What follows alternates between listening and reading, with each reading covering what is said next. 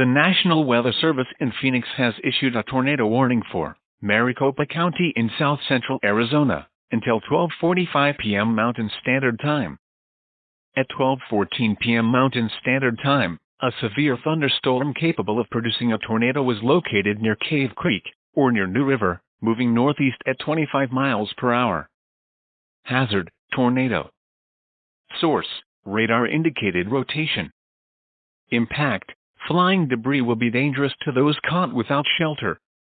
Mobile homes will be damaged or destroyed. Damage to roofs, windows, and vehicles will occur. Tree damage is likely. This dangerous storm will be near Carefree around 12:25 p.m. Mountain Standard Time. Scottsdale and Desert Mountain around 12:35 p.m. Mountain Standard Time. Camp Creek around 12:45 p.m. Mountain Standard Time.